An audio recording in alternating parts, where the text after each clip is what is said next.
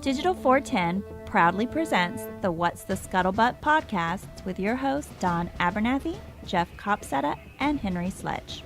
Welcome, everybody, to another episode of the What's the Scuttlebutt podcast, your favorite World War II-based podcast, and we are back live, as we are every Monday. And I want to welcome each and every one of you back. Joining us from Texas is our friend, good guy, Jeff Copsetta, and, of course, Henry Sledge. Jeff, Henry, how y'all doing tonight? Really good. Yeah, hanging out with you guys every week. Every week. Yes, sir. Every week. Oh boy, it's been a busy week. My brother's coming in town. He's actually drove from Vegas. He arrived sometime tonight. I got the roofing company coming out finally. It's been since last September. I'm finally getting the roof replaced after a hurricane. I'm putting up a lot of background noise, so I got distracted, and I'm getting new internet. So if you guys are tuning in and there's issue with the audio, it's because the fine people at Comcast throttle my bandwidth because I use too much of it. And so we're moving over to fiber optic tomorrow. So I got a busy day coming. Hopefully next Monday, if there's any sound issues tonight, that'll all be resolved.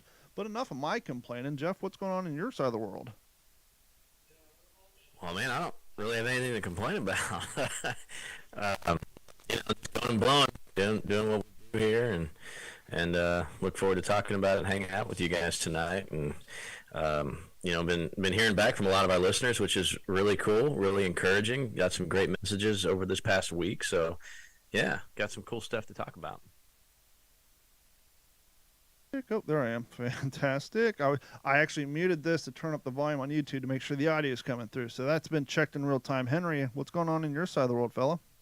I'm doing good. It's just a pleasure to watch you keep the plates spinning with all your producer stuff, man.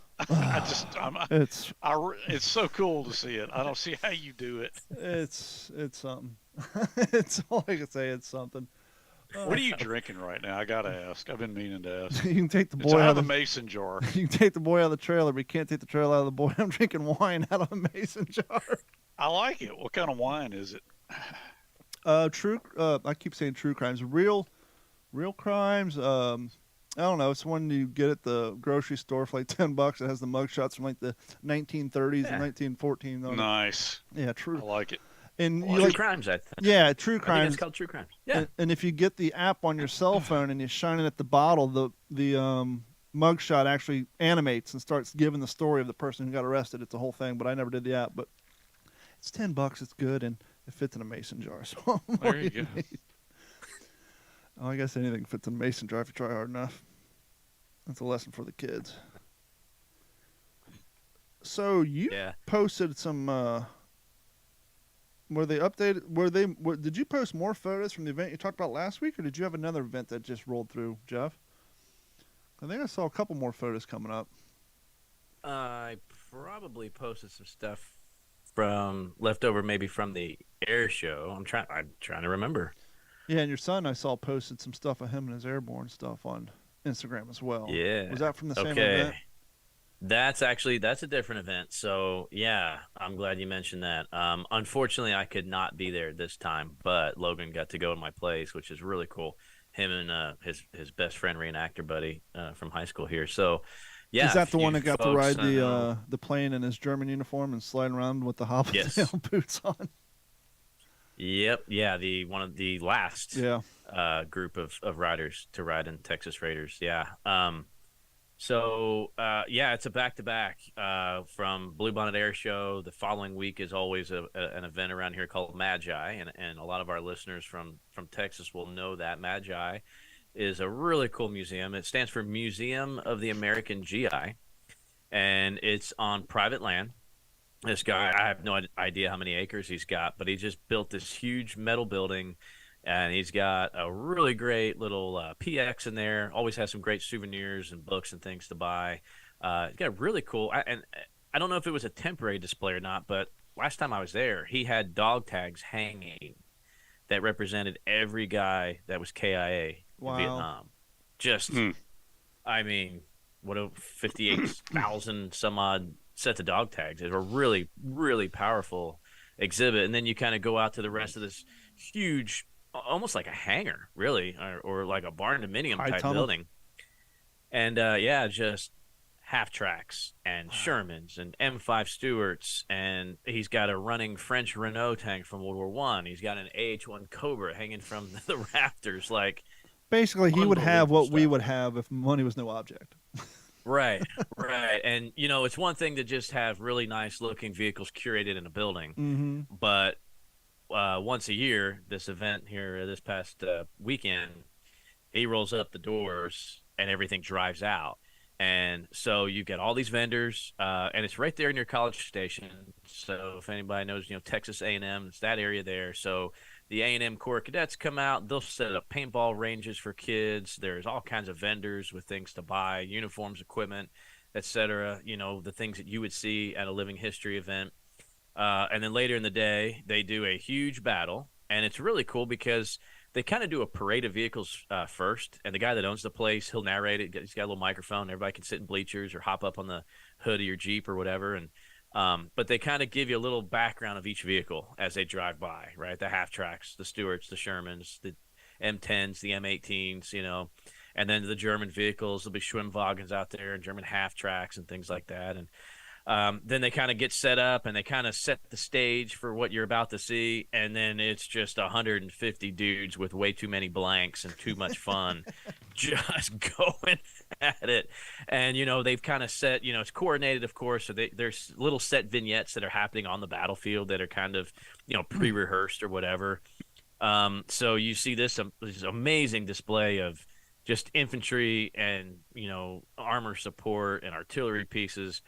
But he's also got a really nice World War One battlefield that he built just behind that, and they'll do two different types of reenactments throughout the weekend. It's open for the weekend there, Saturday and Sunday. So just a really, really cool living history event. It's very popular, and again, College Station is in that area of Texas where you're kind of 2 hours to Dallas, Houston, Austin, just those big cities. So it pulls a lot of people.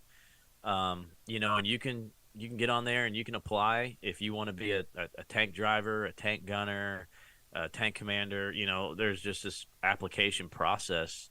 So he pulls a lot of, living, guys from other living history units. Patton is always out there with his Third Army, and I know there's that 6th Armored Recon Troop or something, 6th Cav, whatever it is. I know some of the guys over there, and just people from everywhere, going in their ETO uniforms, wools, and having fun. So yeah, Logan got to go out in his Pathfinder uniform, which if you've seen the picture, man, he's got a heck of an impression for being 16 years old. And he's really narrowed his focus to 507th Regiment. And so he knows the drop zone. They're just west of the Murderette River where they jumped in. And they hit their DZ. They hit on time, which is kind of interesting. You don't really hear a whole lot when you talk about the 506. Yeah. Missed drops all over Normandy, but 507th hit their target on time, and they're Pathfinders, so setting up those Eureka beacons, and so yeah, he was kind of walking around, and I think somebody had heard his name or his last name, and like, hey, Jeff Copsetta. He's like, yeah, it's my dad. That's cool. I'm happy he got to experience that. Oh yeah. So it was really cool, and he actually ran into a few reenactors that worked with me when I was still over, at the Nimitz. We've got one guy. He's active Army right now, and Logan recognized he's a real tall guy, right? Really tall. So I always called him Too Tall. So Logan, hey, Too Tall, and he came up and goes, only Jeff Copsetta calls me that. You know him? Logan's like, yeah, it's my dad. So it's really cool just to hear, oh yeah, your dad's on What's the Scuttlebutt podcast. Yeah, it's awesome. So yeah, just to hear stuff like that at these living history events. And Don, I know you get to do it, I think, more than I do, and you've been obviously doing this podcast a lot longer, so I know you've had those experiences. But it's really nice to hear words kind of getting out. Yeah. And we're appreciated by these guys and we appreciate them working hard, putting these uniforms together, these impressions, doing the research, spending, my gosh, the amounts of money that we're dropping on eBay and wheeling and dealing. And it's cool. It's a really cool community to be a part of. One of the hard things down here, which probably is super cool there with the guy owning his own land, but like when we're down here doing living history events, most of it's at a park or a museum or some sort of private, public owned land where,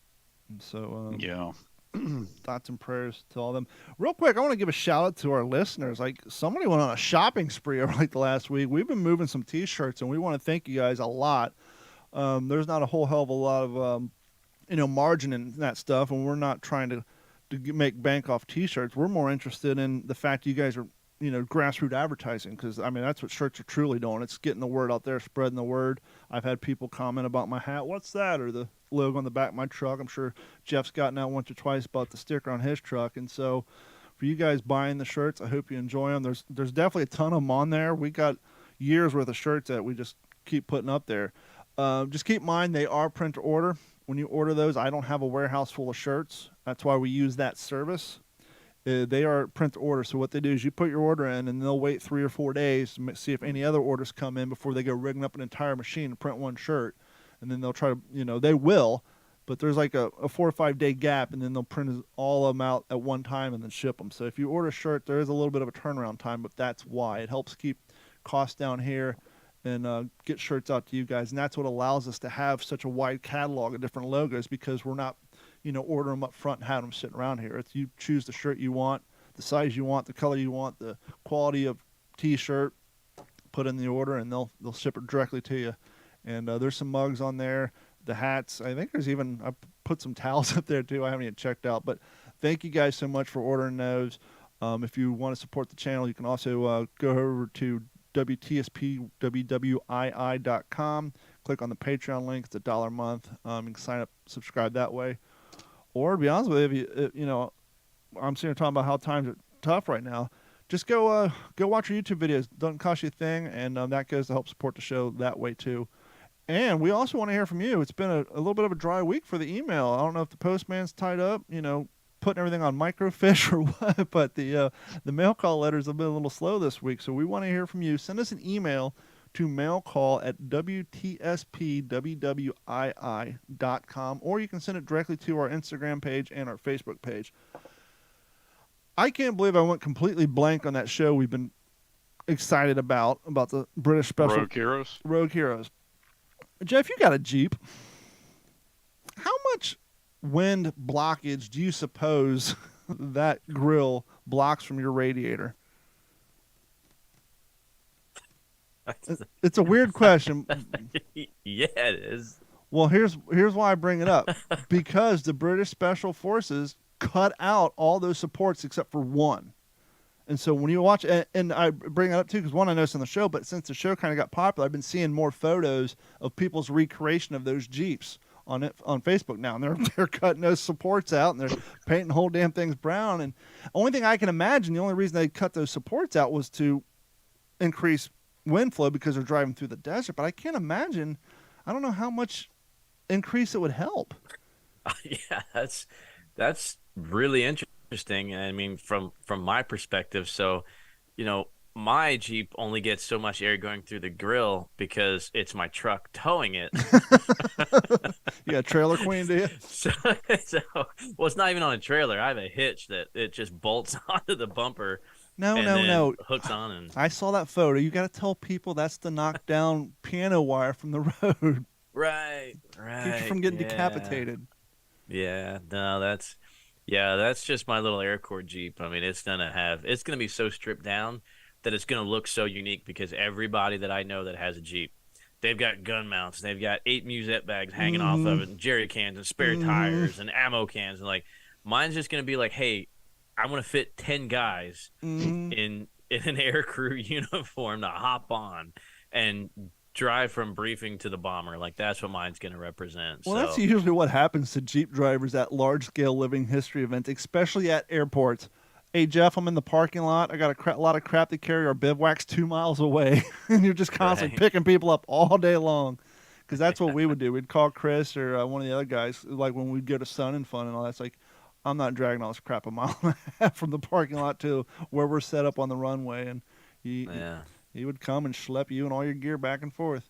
So that's what happens to a lot of those Jeeps. But I'm thrilled that you're getting it, we're getting there. It's reliable. process. It's process. It's not the only old vehicle I got to maintain. So it's I got to pick and choose the time that I have and what's the next event, what do I need it for, and which one's which. And Yeah, but it's a cool problem to have for sure. But I was telling Henry when we first started, and Don, I haven't had a chance to really ask you this, and you probably know, right? I mean, of the three of us here, you guys, I feel, have seen.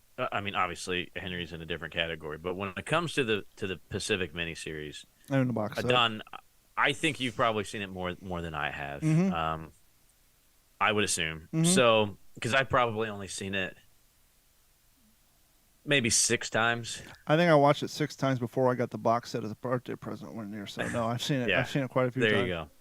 And I don't watch like an episode here, an episode like if I'm gonna watch it, it's gonna be over the course of like a week. So it's a year. I watch it probably once a year, you know, unless it's like something special, like my brother. When I went up to Jersey that one time to see my brother, I was like, all right, dude, you're a former Marine. You've never seen this. We're going to sit here. We're going to make we're going to drink wine first. We're Out of a mason jar, of course. That's how we do it here.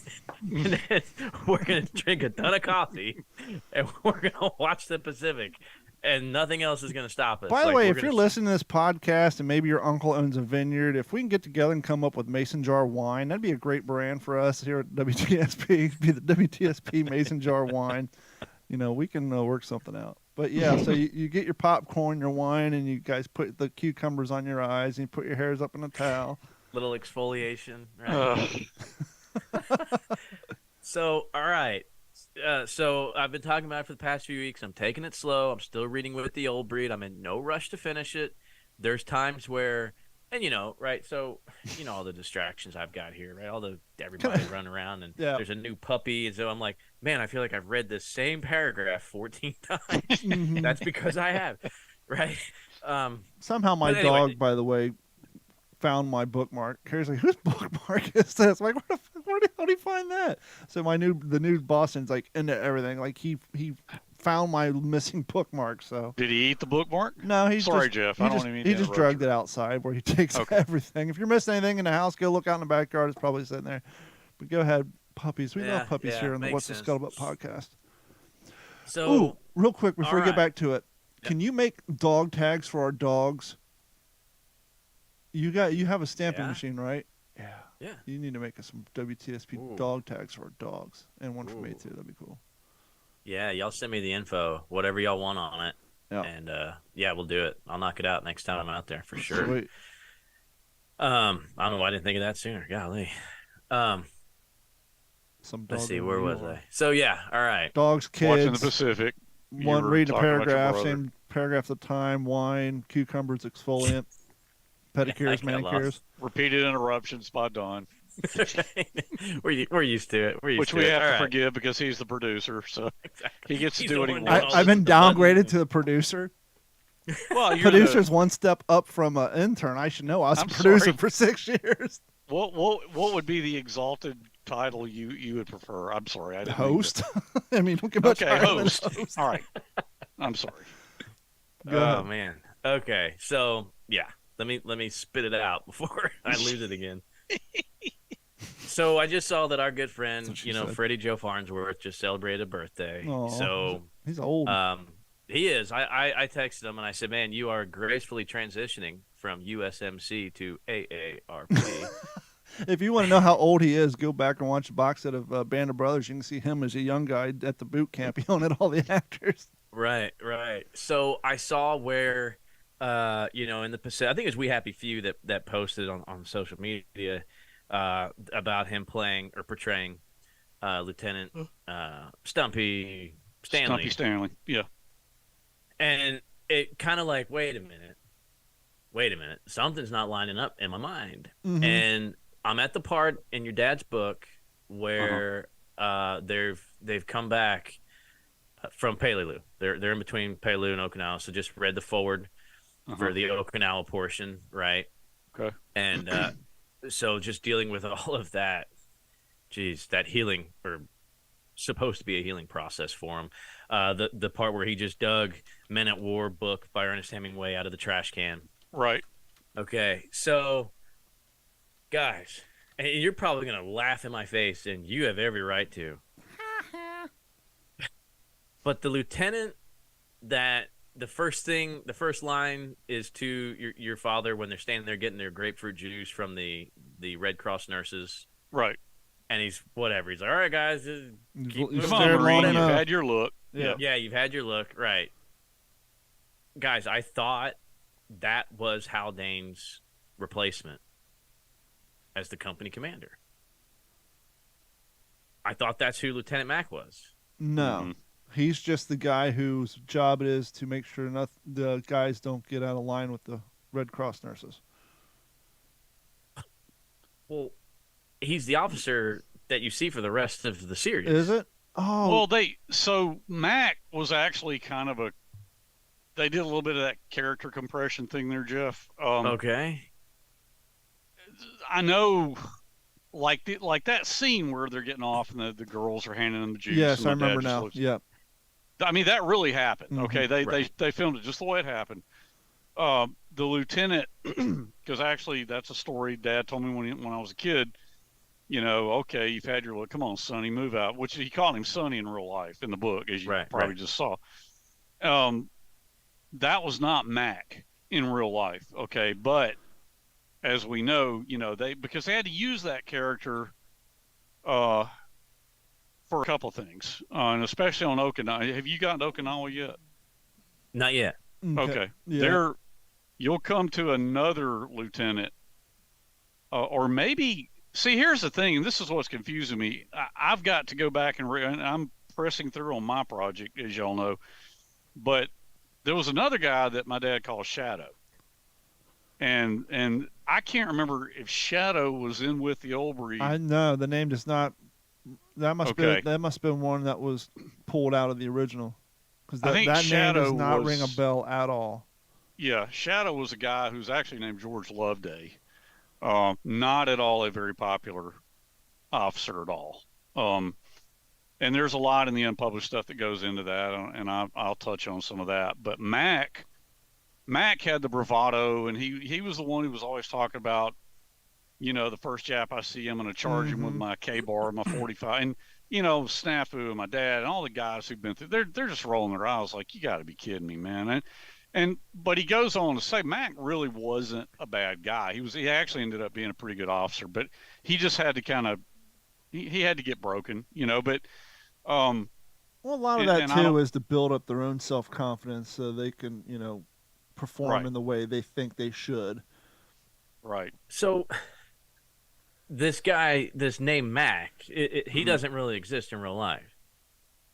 No, he did exist in real life. But what Henry's saying is they use the actor to play the two roles just to get that one Yes. scene out of the way. So Jeff, in part, I'm sorry, Don, go ahead. No, go ahead. In part 9 on Okinawa, you see the Japanese charging down the hill, and you see Sledge with the M1. Wait till they're close. That, and then you've got Kathy, the machine gunner. They did a lot of and they did this with some of Lecky's characters too. There was a lot of combining characters and taking things that happened to somebody else, but putting it on a character they had, as we've talked about, just because you can't have 20 damn named people per episode. But the officer who comes along and I sent you up here, I'm serving you up here with a goddamn sidearm, and you just gave away our position. I was here to kill Japs. So it doesn't matter what kind of weapon I use. That's it. Exactly. So they've got Mac doing that. But in real life, it was Lieutenant Loveday or Shadow, who came along the line when they were in place up near Half Moon Hill on a little escarpment. And he just came along the line just berating and cursing all these guys as they're firing at the Japanese coming out of this culvert. And well, I mean, he's also the one that, gives the fire mission that your dad calls to drop the mortar in on the house with the caved-in roof. I need a round to the right of the house with the tomb. Yeah. Right. He's also the one that threatens to court-martial him the next time they touch a Japanese prisoner. So, I mean, he's around so much. He's the only officer that they really gets any kind of light on Okinawa. So I just assumed this is Akak's replacement because I don't remember I don't remember, and I feel bad saying this on the air. If Freddie listens to this, like, sorry, dude, like, I don't remember you in the Pacific. I don't No, remember. his scene was he had one line, and he talked Yeah. about when he's on the show. Basically, or Freddie talked about. I guess when Freddie was supposed to, he's basically a guy who relays the mission to Akak, and then Akak relays it. Like Freddie, it was like a literally 3-line. Well, no, Akak was gone at that point. Remember, Akak was still. Oh a pillar. yeah. But it was anyhow. It was like a 3-line. Just it was real quick. Yeah. So the thing was, Jeff, I think. Because Stumpy's the XO. Yeah, but he ended up taking over K Company. I think they had to use Mac because they wanted to show an officer doing just being an asshole. Mm-hmm. And that was accurate, right? But Stumpy Stanley was very highly thought of. Lieutenant Stanley was very well thought of and a respected guy and a respected replacement for Captain Haldane. But I'm like you guys. I didn't even realize Freddie Joe had been in the Pacific until I circled back around to all this and started really watching it and then getting to know him. And I'm like, oh man, you mean that was you in part 9? Like I said, this is it. Where's the rest of your guys? Like I said, this is it. You know, and like you just were remembering, Don, Freddie Joe didn't even want to do that scene, but he was the only one who could even yell loud enough to be heard over the tanks and the Amtraks. Yeah. And so he's like, okay, fine, I'll do it. But yeah, I mean, Lieutenant Stanley, if they had given Okinawa more airtime, which they probably wanted to, and then the budget limitations just cut it shorter than they wanted to be, then probably Lieutenant Stanley would have had more of a role. You know, I think that's kind of a good hypothetical mind game. Is like, I was going to bring this up later. So the new project that Hanks and them have been working on for the Air Corps, it appears to be a Disney Plus project now. It doesn't look like it's going on HBO. I think I saw Apple TV, isn't it? Apple. Oh, sorry, Apple TV. Yeah, Apple TV. I get them Yeah. all confused. I But knew anyhow. HBO did not want it. Well, see, that was my question. I didn't know if they didn't want it or if they couldn't match the budget because these streaming services make so much more money compared to the cable services because a lot more people are, quote unquote, cutting the cord. And so Yeah. that was a kind of a fun thought is if the streaming services were around back then and there was more money being thrown around to get new projects, would either the Band of Brothers or the Pacific been either longer or had more bigger budget because the money that would be available to do it like the new ones now?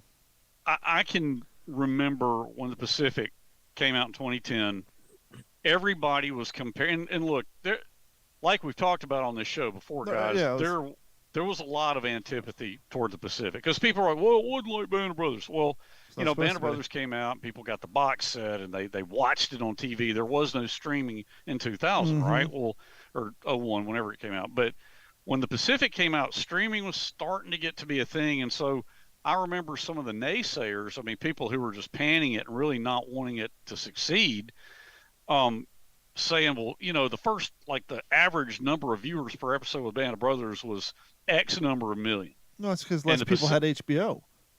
Right. And in the Pacific, those numbers were a lot lower. And you had people coming back saying, well, look, man, people are not, they're not subscribing to HBO and watching this like they did 10 years ago at that time, 10 years before.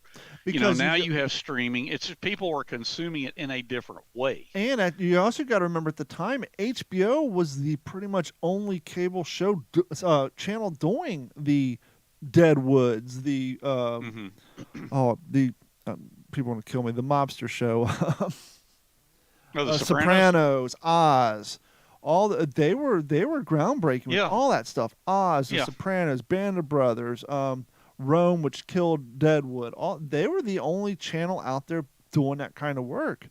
And so since they were the only ones doing it, that's where you had to go to see it. And so their subscriber base, well, I mean, for the longest time, from like the 70s until probably the mid-2000s, HBO was the premium cable station that you had to get if you wanted to see anything, whether it was Star Wars, all that stuff. It was on HBO. That was the top of the stack for cable premium TV channels. And by the time that Pacific rolled out, more and more people were cutting the cords, but now you had other stations doing that type of work.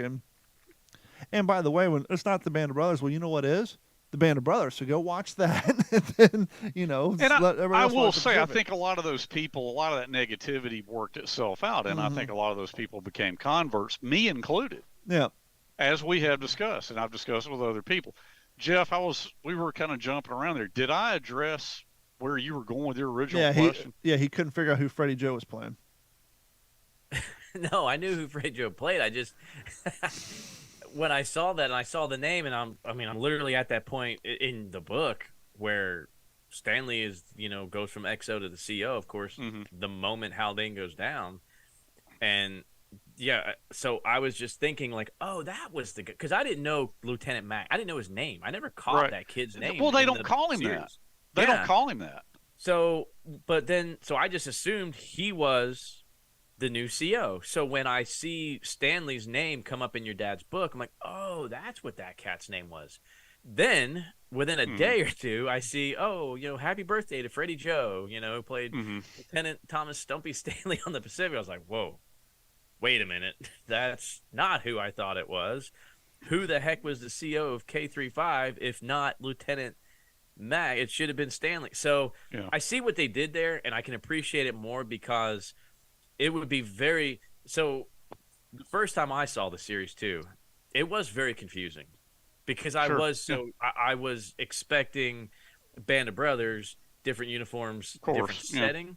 So it did take a little bit, and I did read Hugh Ambrose's The Pacific prior to ever seeing the miniseries. I didn't know. That probably didn't help your level of confusion.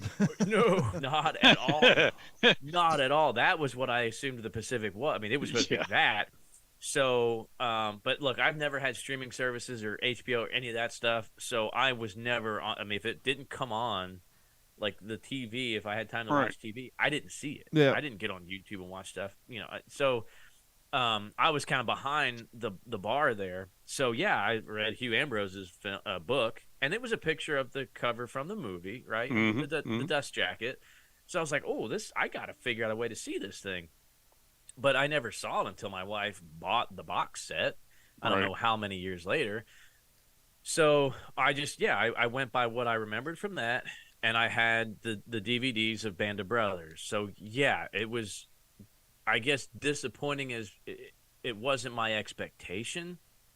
But Henry, I think, makes a good point, and I think a lot of us were like that too. This isn't Band of Brothers. It's not supposed to be Band of Brothers. It has nothing to do with Band of Brothers. This is how the story needed to be told. And I see now, I appreciate it so much more every time I do a little deep dive, and every time I do watch it. I appreciate it more and more for those nuances. Kind of like that too. Lieutenant Mac and his character and the different people that kind of got compressed into who he was. Right. Really helps keep the light bright on Haldane.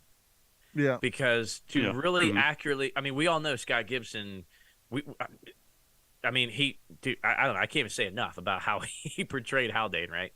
If you have that similar performance, and Lieutenant Stanley, like you said, was an outstanding CO on Okinawa, you already have so much confusion. You're trying to keep up with who the heck is who. It's just all the guys in green for most of the civilians watching it, right? And the helmet. So if you have these two really outstanding company commanders, they're going to start bleeding together. So and that's just my assumption, is maybe that was kind of done to, you've got Haldane, who he is, and then you've got the fresh kid that just got his lieutenant's bars. That's not a bad guy, just a little green, at Pavuvu, and actually does a good enough job. I mean, I don't see him being a terrible commander in Okinawa. It wasn't like this guy was just trash. It wasn't like the winners to Lieutenant Dyke situation. Right? There's a lot more in the unpublished stuff on Mac, and you're correct. He was not a bad guy, and I think by the end, my dad even, and the other guys too. When I speak of my dad, I'm speaking more collectively. There was a level of respect for him, but they were really leery of him too, because by then these guys, some of them had been through Gloucester, certainly Peleliu. In my dad's case, he had just been through Peleliu. They were not looking for a CO who's like, I'm going to put my K-bar, and all that bravado crap. But they had to, as far as the Pacific, like I go back to what I said. I'm telling you, I think the original intent and if Bruce McKenna were sitting here, he could probably confirm this for me. They probably wanted to do at least 2 parts on Okinawa. Yeah, because they did know, 2 and parts on Peleliu. Huh? Yes, because they did 2 parts on Peleliu, so it would have made sense that they would have done, because they spent so much effort getting that mud correct and the set design. Oh yeah. I'm And sure. I think just budget started getting tight, and they had to go with what they had, but they had to have that Mac character because they needed those disreputable or undesirable traits in an officer so that certain other things could be portrayed. One of them, it highlighted what a good officer Akak was, but you got to have The yin the to the Mac yang. character. Huh? The yin to the yang. Exactly. You got to have the Mac character. I send you up here, you're supposed to be observing. Then, because you got to have Sledge saying, what difference does it make what weapon? And all that really happened. I mean, it really happened, as you will see, Jeff. I mean, you've read the book already. I know this isn't new to you. But yeah, like Don said, the yin to the yang. So it makes perfect sense. Another fun character to look for, because when you watch the series, he's there, but you don't realize he's there until the P-48 wing when Gibson's behind the chicken wire. Yeah. You're like, well, who the hell is this Gibson cat? And then you go back, oh, he's the guy who shot the cow from the train, and then he's the guy who choked out the sick Jap at the... Oh, yep. And so Okay, when boss. you go back and rewatch and you're actually actively looking, you can see his change in personality from the way he acted on the train versus that. And but when you're watching the first time through, you're like, I don't remember this cat. And Don, until you said that, Exactly. I never even realized it. And then I'm like, wait a minute, that's the guy Don saw. Oh, wait, he's the dude who chokes the guy on And the he's the guy who shoots. he's the guy who yeah. Yep. And Lecky's all pissed off that he shot. And perfect example, it's hard to believe they did this, but it's not. Speaking of people who were left out, if you read A Helmet for My Pillow, one of Lecky's best friends, other than Chicken and Chuckler, was a guy named Red, and he's not in the story at all. He's not in the Pacific at all. Like the whole thing about him and hiding under his helmet, and they all played a joke where they kicked his helmet off and shot up with the Thompson, and he freaked out. All that stuff about Red. And I think it was actually the scene where Lecky is in Gloucester, and his boondockers get stuck in the mud, and he says, kill me, would somebody be a good guy and kill me? Yeah. That was Chicken, or that was either Chuckler or Red who did that. I think it was actually Chuckler who actually said that. He was mired down in the mud. But once again, it was one of those situations where the action and the story was more important than who it actually happened to, and so why not put it in this scene where Frenchie does what he does instead of creating 4 scenes to tell that story? Just the story's the important part, not who said it. So we'll just add it to this scene and get that across. Speaking of, go ahead. Well, I was gonna say, we tend to kind of overlook the fact that they're finishing up the series too. They got to have Iwo Jima on here. Yeah, exactly. You had to have whatever, like 6 minutes of Iwo Jima to tell that entire story, to wrap up what Barcelona has going on. I mean, there was so much. I'll be honest, I don't know if I could have taken another Okinawa episode, man. That was so intense. Yeah, the civilian consideration, man. And when they go in the hut and the baby's crying and my dad holds the lady, I mean, I remember Bruce telling me how they were going to change that, because that is, you will see, and you probably remember anyway from having read WTOB. I mean, that's not what really happened. And he and I kind of argued about it a little bit, but he said, no, trust me, Henry, we wanted to show your father's empathy more than we had. And so here's how we're going to do it. Trust me, it works, and yeah. You know what that scene reminds me of? And it's similar, but not all at all the same. That scene reminds me of the scene in Platoon where Charlie Sheen walks into the hut and the Dylan's brother comes in, and they have that conversation. It's very reminiscent of that scene out of Platoon. I know what you're. Man, it's been a long time. Yeah, Bunny comes in. It's very, very similar. It's almost like when they were writing the screenplay, did they read that out of your dad's book? I mean, I gotta be honest. It's different, but very similar. Her head apart, though. Either. Yeah, well, I'm just saying the whole scene up until that part, it's very similar. Yeah, it has the same feeling to it. Watching it again and seeing that scene, I mean, it was beautifully shot. Yeah. I mean, when he lays the Tommy gun down and that ray of light is shining right on the Tommy gun, and you see his finger come off. Yes, I'm a little surprised that didn't get more notoriety. Yeah. In a good way. I mean, it was just a really, I mean, it's a deeply personal thing for me, you know, Yeah. because I know it pissed my dad off when that guy, and little tidbit from the unpublished stuff, my dad talks about the guy who shot that woman in a little bit more detail. Um, you know, as I bring into my manuscript, but Since we're on the topic of books in the Pacific, you guys see the picture behind me? love it. For those listening to the audio version, what is that picture behind me, Henry?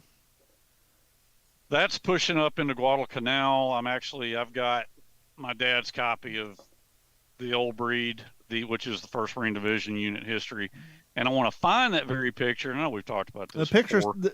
Poor Sid's cut off because of my background and the way Zoom works. I was about to say I can't see Phillips in That's there. the picture where Sid Phillips is allegedly urinating, and he refers to it in his book, You'll Be Sorry, and on the reprints, that is the cover.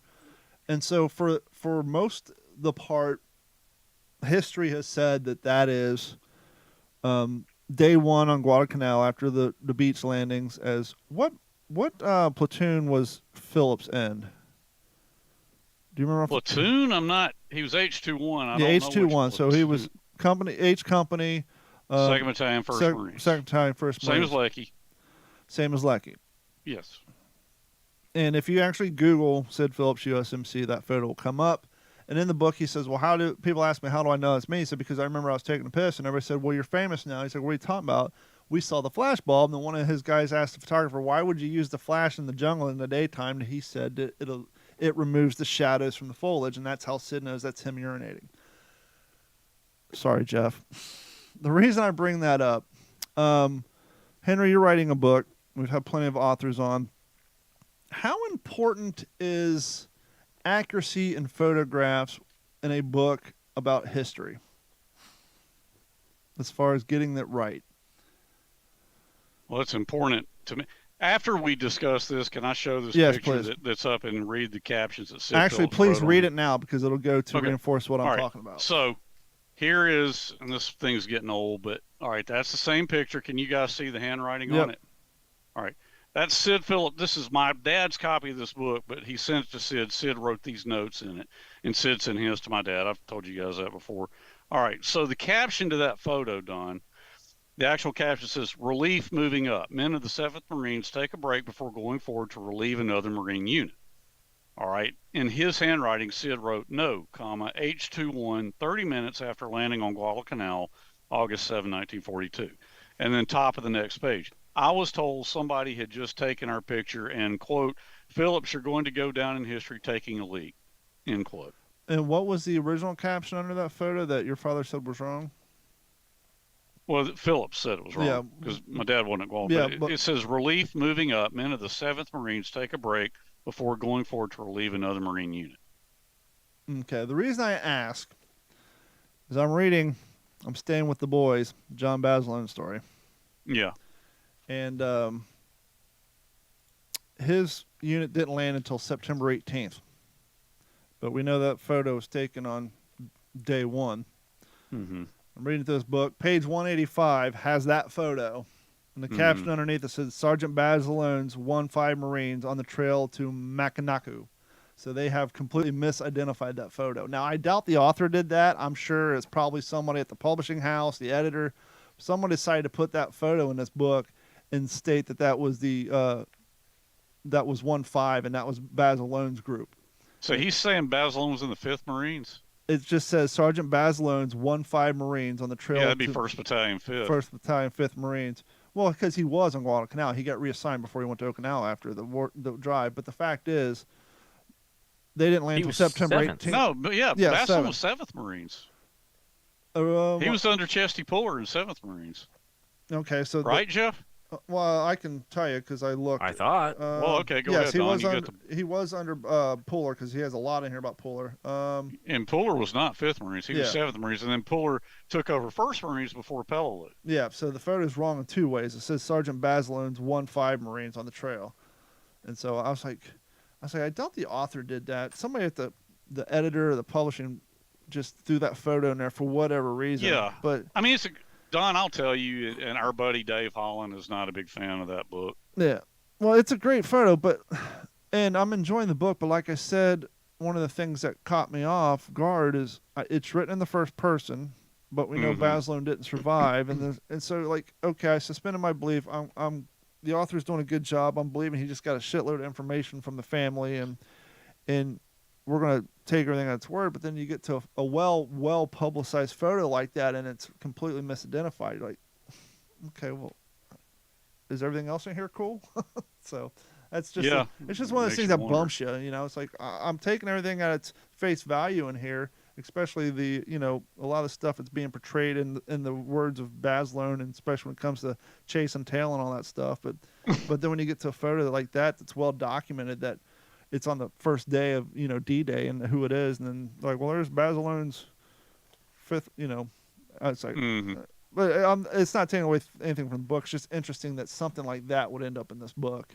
I'm just surprised they're claiming Baz Luhrmann was in the 5th Marines. Well, I mean, that's a pretty not big... in the book, but just in that photo. So that just goes to show you. I don't think the photo was submitted by the author. I think somebody at the publishing house put it in there. Maybe they're trying to balance out the pages. I don't know. Somehow that photo got put in the book, and it was misidentified in 2 different ways. And it's just like, okay, come on. I think it's extremely important because, I mean, from like living history reenactor perspective, guys are picture thumpers. Yes. Right? Saw in this picture, look, and okay, great. However, what think about what, like, that's a perfect example. The caption of it says this, but actually, and we've had Scott Freund on here before. And, he's a perfect prime example of somebody got fed up of, wanting to watch a documentary about Midway. And, they're showing footage from, kamikazes off Okinawa. Or, oh, this is the battle for Tarawa. Like, yes. No, that's no way, shape, or form Tarawa. Like, it's not even close to Tarawa. So, well, here's the big red one landing on D-Day, and they cut the films of Marines on Guam. It's like, what right. the hell? Yeah, I mean, it happens, right? I mean, that stuff happens all the time. So, yeah, I think it's really important because a picture's worth 1,000 words, like they say. And how many people sit there and read these books cover to cover? They just look at the pictures and look at the caption like, oh, okay, that's that. And it's in a book. It must be right. And, you guys have read enough and you've been around it long enough, and I hope all of our listeners are kind of the same way. Like, you have to take every book at face value. And I don't mean to discredit any memoir, but let's face it, that war is this big. And, how everybody, how people perceive things, how Don and I can watch the same hockey game and get 2 different things out of it. He's going to see it in a different light than I'm going to see it, and we're both going to try to explain it to somebody else in a different way. And so say, look, I was there at this hockey game, and this person's taking notes, and what I said to them is only how I saw that. There's your perspective. Perfect example. Thank you, JT Rocker, who is joining us on YouTube. I was wrong. I was said that it was either Chuckler or Red that said be a good guy and shoot me, and JT Rocker pointed out actually it was Hoosier that said shoot me. So per example, even my memory, even seeing that series and reading the book, it was Hoosier that actually said be a good guy. So in the book, it was Hoosier who said that? Yes, and not Lecky. So see, I just reread Helmet like last summer, and I got to reread it because you had Hoosier, you had Chuckler, you had Red, you had Chicken. Because and J.P. Morgan's made up, right? Yes. Yes, he is a made-up character. Yes, Jeff. He's a made-up character because the guy that he was based off of did not want to sign over his likeness rights to HBO. I saw that in an interview. It was somewhere I was watching a video. I may even been about the making of the Pacific. It was somewhere they were talking to. I saw a video somewhere on YouTube. It was talking about Baz Luhrmann and his friends, and the guy who was one of Baz Luhrmann's friends who helped information. He just, for whatever reason, didn't want to sign over his likeness rights, and so they said, "Okay, you're now." And the fact that he used J.P. Morgan, which I think was dumb because like that's the guy who made J.P. Morgan Chase. Is that who that is? The famous banker? It's like, why wouldn't you choose a more generic name, not one that's, J.P. Morgan? That's a huge name in the financial world. Yeah, it really is. It's like, oh, wow, J.P. Morgan. J.T. Rocker said, it's like the beginning of Ken Burns' The War. The Second World War II was fought in thousands of places, too many for one accounting. To Henry's point or Jeff's point of it being such a, small view of a big war. And so appreciate JT coming in, and shout out to Brian Larkin too, who was talking in the chat. So, that's my cousin. We're loving having the chat here, and now that we're centralized and we're just streaming directly to YouTube now, everybody can come and join in the conversation. So thank you guys so much for joining in. That is cool. I like having that. Yeah, super cool. What's up, Brian? Jeff, man, he's a big fan. He's a big fan of the show, and he's got a really cool. And I think I've shared on the show before. So Brian's father, Brian's my cousin. So Brian's father married one of my dad's sisters. Well, his father is named after his father's uncle, who was killed at the opening stage of the Battle of the Bulge. And I think I shared a picture with you guys that I had somebody colorize. So yeah, he's got a really cool link to World War II. I want to get your. Go ahead. I thought you were done. Go ahead. No, go ahead. No. I want to get your opinion on a living history display item. So as you guys know, I've talked about this in the past. One of the things I was super happy to get with was an original fixed bale front seam helmet, yada, yada, yada. Got my plastic Hollywood Holly liner in it, blah, blah, blah. A couple months back, I came across another fixed bale helmet. The liner's not correct, but one of the bales is missing. Now, I bought replacement bales, and I know a guy who can weld.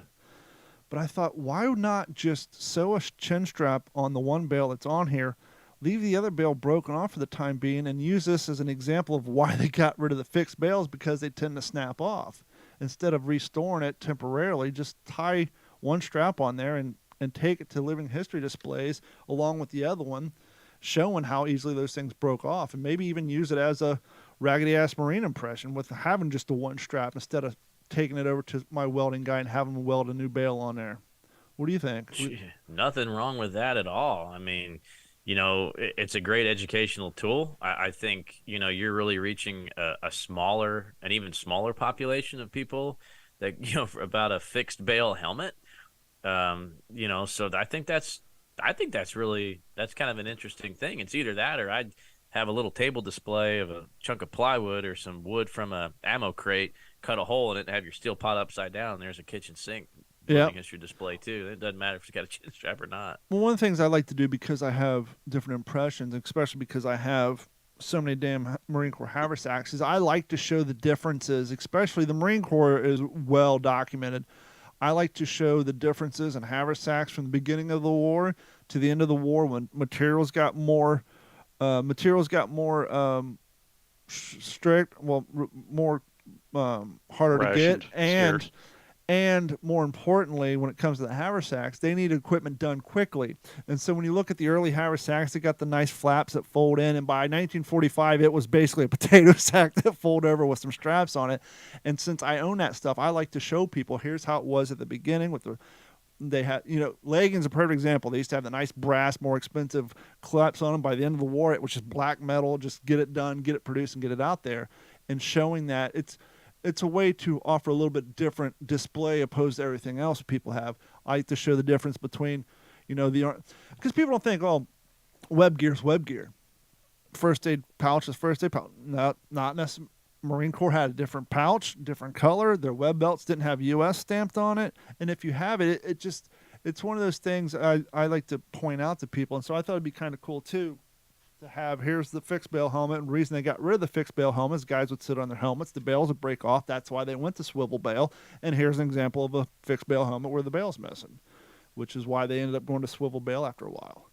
Just like the reason they got rid of the Holly liners and went to the compression liners, because they found out quickly that, paper doesn't hold up in humidity very well, especially when you're doing amphibious landings. Right. And I think it's always been interesting too. Marine Corps impressions are always there's got to be something that a little odd or unique about it, because they had to be such scroungers.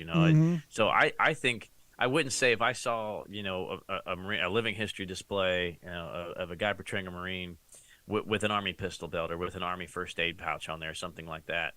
It's not something that's like, that's wrong. No, nothing wrong about it. They were stealing everything they could from the Army, right? So a Marine impression, you can easily make the case to have one or two pieces of Army gear on there, but it doesn't go the other way around. Yeah. You can't have 29th Infantry Division with a Marine Yeah. Corps piece on there, like, Well, in the it's Marine, kind of weird. in the Marine We've Corps t- is even more like, okay, if you're doing a Guadalcanal impression, you got to have the white T-shirt. You can't have the green T-shirt because the green T-shirt didn't come out until Peleliu, and you got to have, this canteen flap cover because that canteen flap cover didn't come out until this mission. You Oh, got to have this for yeah, they had 4 yeah. canteen covers, And but I didn't Guadalcanal, I think can't do a Guadalcanal impression because I don't have a 1901 Springfield. I only have an M1 Garand. So the Marine Corps stuff's really hard to pinpoint a certain you mission. stole it from the Marines. Well, Well, You and my stole it from the dad's Army. HBT cap, the guys we've talked about, his HBT cap is an Army pattern, Yep. I believe. Well, the early Marine Corps ones were. They They didn't weren't- have the EGA on them. Which It I was didn't the know. Army. I didn't know that until you pointed out. It wasn't until they put the EGA logo that they moved the stitching over because the stitching was in the dead middle. And so once they adopted the silkscreen EGA, they had to move the stitching over to make room for that. But I never realized that until you pointed out, Henry. I think when Jeff, when Henry's on like the third, fourth time, I had my P44. You're like, no, that's the P44. The original ones were all the same. It didn't matter if it was Navy, Army, Air Corps, the mechanics. Well, the mechanics had a longer build. They had a little bit different, but yeah, all the rest of them had the same hats on.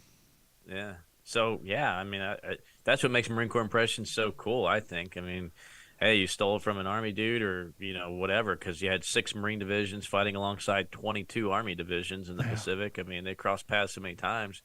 They're out there getting all kinds of stuff, swapping whatever, Not to mention trading off, and the George F. Elliott got sunk with all their gear on it. So by that time, and all our ass wipe. Now, Don, you brought up something interesting. I didn't realize the green T-shirt came out at Peleliu. I thought it didn't come out till 45. It may really Ewo. Yeah, it may have been. I think it was Ewo. You're right. It was Ewo because actually you can see in the series when Basileon goes to Pendleton to start training. That's when he's wearing the green T-shirt. But yes, and it makes sense because you're in the jungle. You got this bright white shirt on before you get sweaty and dirty. You basically have a nice white target right over your juggler for a sniper. But yeah, so early on, and like you have to have the white shirts and of course I have the ones. If you get the authentic ones, they have the real big necks on them, so you can fit them over your helmet. They have their super Is that wide. why they did that? I'm never knew speculating. that. I don't know. I speculate because it only makes sense if you think about it. They got these big white ass necks on them, and let's look at the trousers. Everybody thinks the Navy's the ones with the quote unquote bell bottoms. No, if you look at HPT pants or wool pants, my hypothesis is the legs are so damn big, so you can put your trousers on with your boots on.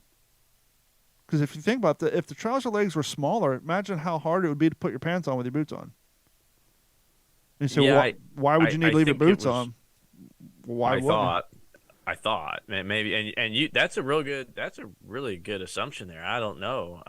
Maybe one of our listeners can help us figure that out, but I just thought it was literally the ease and mass production from the textile perspective.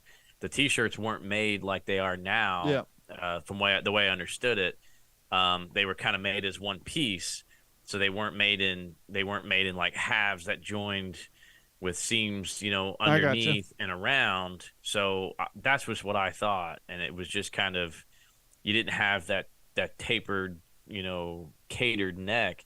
The same thing with the trouser legs. You just cut a rectangle. Well, I knew I knew the trousers was one length fits all, which made sense. Once again, you're trying to produce a mad gear.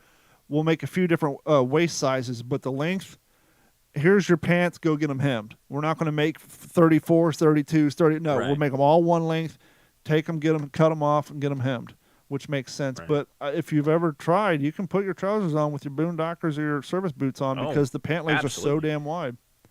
I mean, yeah, I guess if you're walking around in your skivvies and your boondockers, I guess it makes sense. Even the Army stuff, the wools you can put on with your, if you're trying I'll to be honest, a tapered leg would have been a little bit more efficient because you've got so much material. A lot of times I would use, and I know they didn't do this, I don't care, but I would take a deal of duct tape, I'd cuff the leg and fold it over and duct tape that and then put my leggings on. So I wasn't constantly dealing with them coming. This is when I was on the battlefield running around because in about 10 minutes, you look, like an RAM. I still wanted to have a nice uniform appearance for the rest of this show, this performance for live people. So I would tape my trousers down, and if they were tapered, you wouldn't have so much material.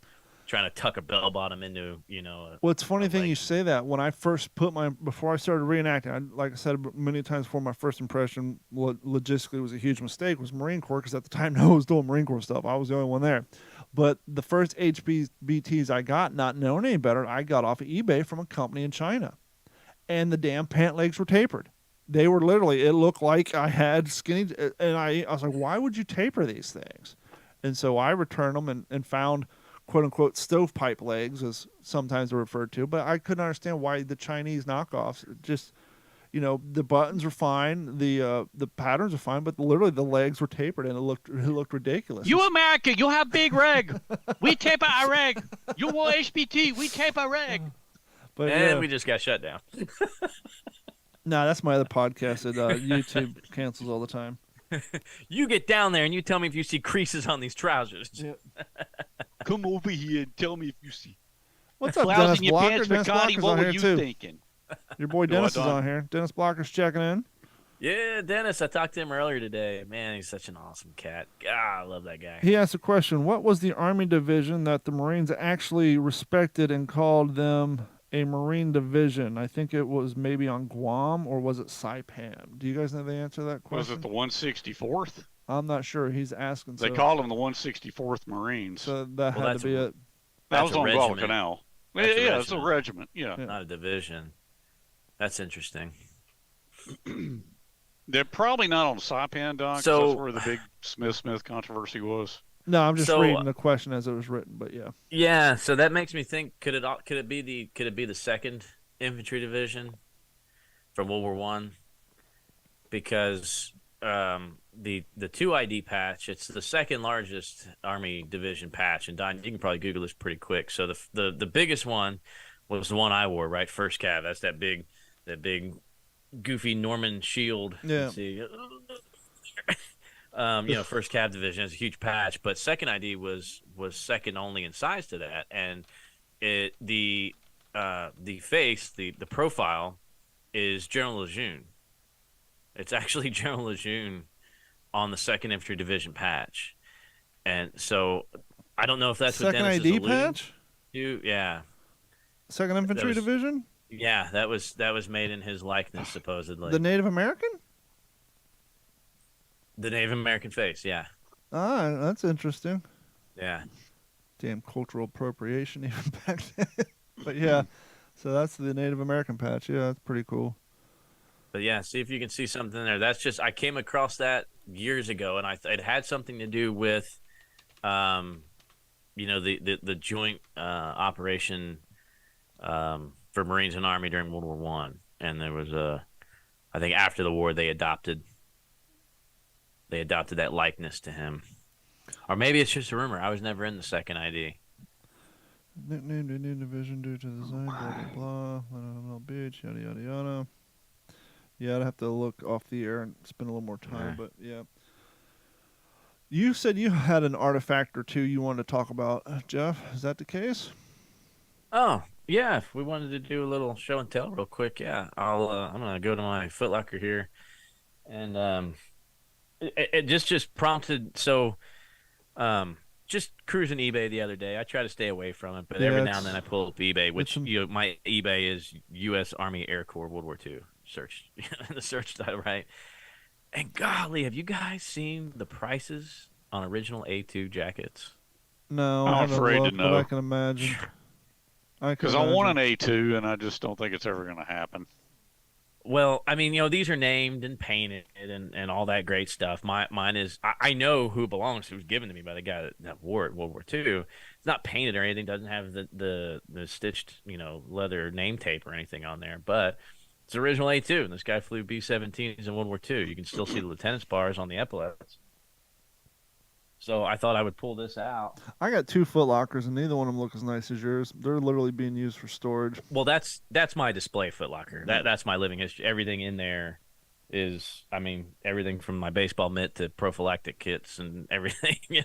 That's For- for a- sheepskin, That's my 8th Air Force Bombardier Foot Locker display. But yeah, here it is. It's a little rough around the top of the zipper. Could you Little put bit. Is mink that the one oil? you've worn before? No. Well, That's maybe. another one. Okay. Could you put Maybe. mink I oil mean, on it, or is it so old that might do more harm than good? It's pretty well. That shoulder you can see. He had it on a hanger, Oh yeah. hanging in his attic, for a couple centuries. Um, but like I said, you can still see the lieutenant Yeah. on the uplet there.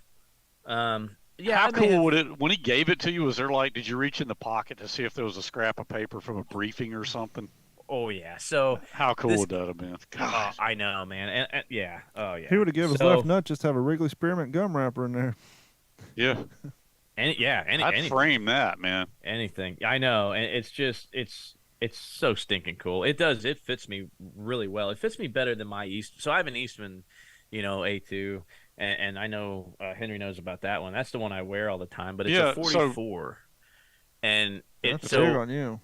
it's a size 44. It's got a little bit Right. extra at the bottom, Mm-hmm. and I watching 12 o'clock high all the time. I want an A2 that fits me like Paul Burke's does, right? Like Well, they were close-fitting jackets. I mean, Well, a lot They of stuff were. was, and like all my jackets, I got to get 44s because of how tall I am. I'm 6'5", but they just drape off me, and I look like I've already lost weight from battle. But it's like I guess I could probably get them brought in a little bit, but because of how tall I am, my uniforms just drape off of me because I got to get them long because of my arm length.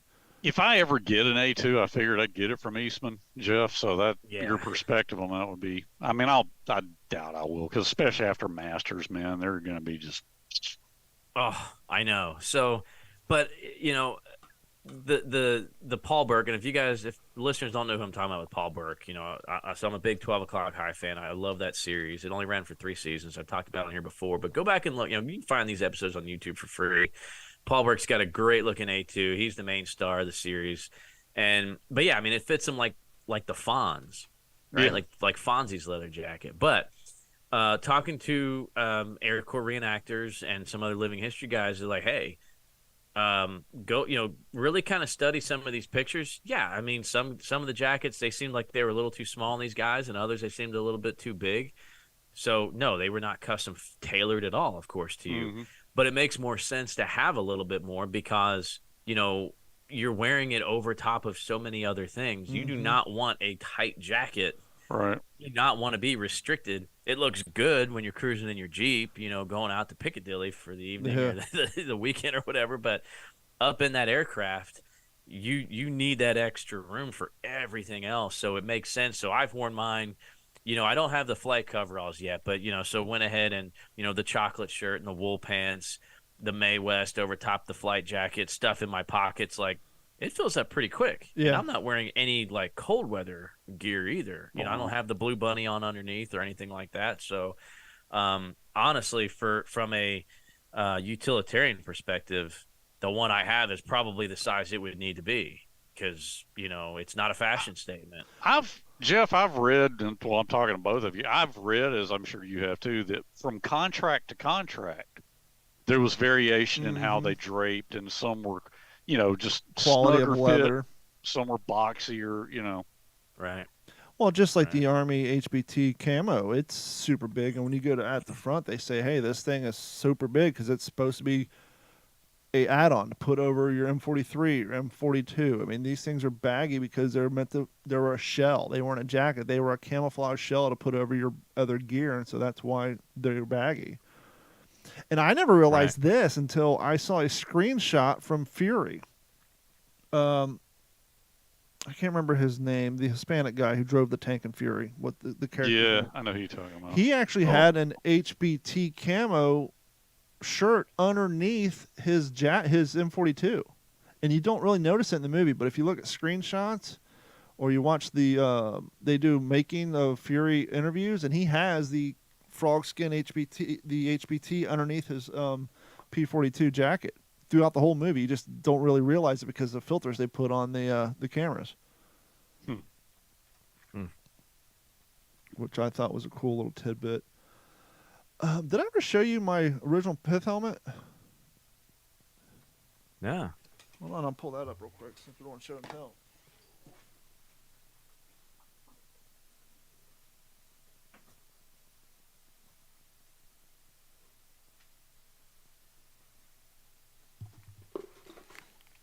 obviously holly liners are super expensive, and like if you see them cracked and trashed, they're just super expensive. So I have my plastic version, but I know what they should look like and feel like because my pith helmet, which I posted pictures on Instagram and Facebook this week, and I've had this for a while, it actually has the holly stamp in it. So this is the same material that the holly liners would have been made out of, but this is the Holly Company pith helmet. And same reason I was talking about the paper liners disintegrated in humidity is the same reason I won't wear this at an event. As cool as it would look to be in my P40, P42s with this on, but because this is an actual cardboard holly liner pith helmet, it turns green because of the background. But you can see the stamp in there. It says Holly Company. That's the same exact material that the liners are made of. And I was talking to somebody before, and they said they basically went to a thrift store and they found a brown T-shirt that same color, and that's what they coated their plastic holly liner with. But yeah, this is my Holly Company pith helmet, and it's going to turn green because of the green screen. But that stamp in there actually says Holly Company. It has a little palm tree on it. Has a pith helmet, a palm tree, and like the sun shining down. No, it has a sun and clouds raining down on it. And it says the Holly product, St. Chapel, Illinois, or St. Charles, Illinois. And so this was, nice. I got this off eBay a few years back. Most of them have a khaki chin strap. You don't see a lot of them with the leather one on there. So I'm just trying to go back through and see if I could kind of justify what I was saying earlier about the 2nd Infantry Division. I'm coming across a few different things, but it looks like the 2nd Infantry Division, as known as the Warrior Division, was activated October of 1917 in Bourmont, France, during World War I, making it the first U.S. Army division founded on foreign soil. It's also the only division in U.S. military history to be commanded by not one but 2 Marine Corps generals, including Marine Major General John A. Lejeune, affectionately known as the Old Indian. There you go. It is, they call it the Indian Head Division. I think in 1933 is when they redesigned and kind of decided on this is the shape, these are the colors and the design, and Lejeune had played a part in the design of the patch that we know it as today, now 90 years later. So even though the division was founded in 1917, the patch that we know today wasn't officially adopted till 33, and he played some part in, affectionately known as the Old Indian. So that's what I mean. It doesn't necessarily look like him, but it represented Major General Lejeune that commanded them. It's very cool.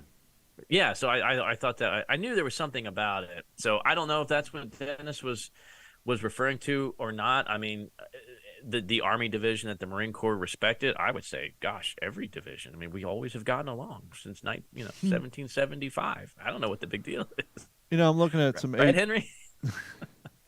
Well, I mean, my article in World War II magazine touched on that. Yeah. The Army gets a bad rap in the Pacific, but my goodness, I mean, fighting men were fighting men, and the Marine Corps had to do it with less. They accomplish more with less sometimes. And that's where that pride comes from. And that's a big John McManus thing, which kind of inspired me to write that article for World War II. And the point of it is, there was inter-service rivalry, of course, but when the push came to shove, the two services fought together and did pretty well, all things considered. Absolutely. You were talking earlier about how, depending on the supplier, the product, that some of the jackets had a different cut when it came to the A2 jackets. I'm just looking at a screenshot, and here's an original photo of, there's 5 guys, but one of them's got an M42 on, but there's 4 pilots, and 2 of them's A2's jackets are a darker brown, and the other 2 kind of have more of like a A2 or the service boot reddish tint to it. So just, back then, once again, depends on the leather supplier and this and that. Things weren't exactly the same colors. They didn't match. And that's and being nowadays the way we are, that's kind of like one of the things you just have to get over with. I remember when I got my Eisenhower jacket, I was so happy to finally find a reproduction Eisenhower jacket that fits me. And it's more authentic this way, but when you first put it on, you're like, well, that sucks, but the color of the wool is not the exact same shade as my wool trousers, but that's how it would have been because you had so many different supplies of wool coming to so many different vendors and all this stuff. your HBT shirt wasn't the exact same tone as the trousers, or your wool shirt wasn't the exact same tone, and that's just the way it was. And it's actually more authentic, but we're so caught up on modern day stuff that, why isn't the exact same dye color? Nope, because that's not how it was. Right. Well, Air Corps jackets were horsehide for the most part, and the Navy and Marine jackets were goat skin. Yeah, makes sense. The M422. All the horses that got eaten. Yeah, it makes perfect sense. So that kind of led me to put this book behind me here, Gear Up. This is John McGuire's flight clothing and equipment, for the Army Air Forces during World War II. And I mean, this is there's some wonderful color pictures in this book. But yeah, there's a whole chapter, of course, on the A2s and the differences in the ones that served in the CBI as the ones, in England. This is it's such a well done book. I actually met a guy. He's an Army Air Corps reenactor. I met him in Dallas a few months back.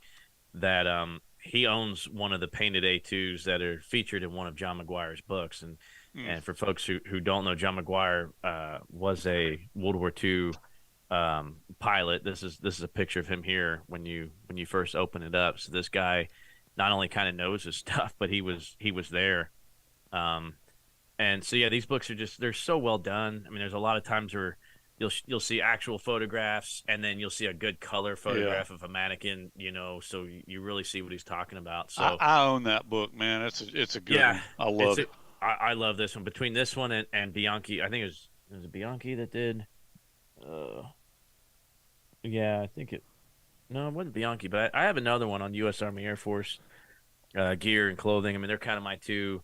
I'm a big 8th Air Force, impression. So we're putting Henry to sleep. I can never. No, you're not. I'm just tired as hell, but you're not putting me to sleep. I can never understand why the 782 gear book for the Marine Corps is so damn expensive. It just blows my mind how damn the price tag on that. Was that Harlan Glenn's book done? Or did somebody else write that? That's Glenn. Yeah, Harlan Glenn. And it's not like these are limited. They're printing new ones all the time. Like, I'm on eBay right now. It's like the going rate for that 782 book is between 80 and 160 bucks. It's like, well, here's one for it's a big book. Here's one for a cool $66 free shipping, but it's like, damn, how great are those photos? You know what I mean? It's like, I don't know. I guess for me, it'd be like one thing if that was a limited series book and there was like, 200 of them. But the fact that these are all saying brand new, which means they're still under press, it's like, that's a chunky, that's a big price tag to pay for that book. But I guess it's worth it if you want to make sure you got it all down. But yeah, it's worth it, man. I mean, that's where, I mean, even if you just want to put together, a jungle first aid kit, right? Mm-hmm. I mean, look at these shots here. Yeah. I mean, guys, I'm not a reenactor, but I just have a passion for this equipment and these uniforms, and I love these books. Yeah. It tells you what all these different stamps mean. That you That's saw cool, on. Yeah. Yeah. What division they came out of just based on those stamping. What blows my mind is when you actually put that 782 pack together completely, how the suspenders wrap around the top and the bottom. All the different leggings, the coloration, the variation of the leggings. Yeah. Fun fact, easiest way to know the difference between Marine... Oh, here you go, perfect example. Leggings are leggings, right? Nope. Marine Corps had 6 hooks. The Army had 8. I mean, just stuff like that. You can tell. I feel like it was more than 8. I believe it was 6 and 8. Or maybe 8 and 12. Yeah, I know Marine Corps had less. It's a maybe big 8 and 12. difference. Yeah. Yeah. Substantial size. Hey, Yeah. Gabe's checking in. Gabe says, how are you guys doing? We're doing well, Gabe. Happy to hear from you. Yeah. But, I can't wait to talk smack to him at the next Army-Navy game. I guess, we can do what you're reading. I think we're all been reading the same book for the last 3 weeks, so we're no reason to really. I mean, I'm still reading. I'm staying with the boys, and Jeff is still slogging through with the old breed. And Henry, are you still in the same book, or you got a new one? Yeah, I am. I'm still reading Battle of the Bismarck Sea. Yeah. I wouldn't say I'm slogging through. I mean, that sounds like a negative connotation there. Thank you, Jeff. I wasn't going to say You it know, because I he's would the host. I would slog through like A Tale of Two Cities. No, well, right? slog That would be a because book I would slog through. all the mud and on Okinawa and all that. It's. But Yeah, anyhow. I can feel it. Yeah. I can feel it. I can smell it, and I can appreciate. I mean, it's like reading this book now, guys. I mean, I know Don said he's read it a bunch of times, and I've said this before. I read it once before WTSP came into my life. I'm reading it again, and let me tell you, it's like watching an old like Popeye cartoon the first time to like a 4D experience now. Yes, Like, and that's what I was going to every say. word is Your father paints a visual picture with his words, and the perfect example is how he explains, and they show him falling into that particular foxhole in the series, but they don't show the whole importance of that one Marine. But in the book, he's talking about how that Marine in that foxhole becomes like a timepiece.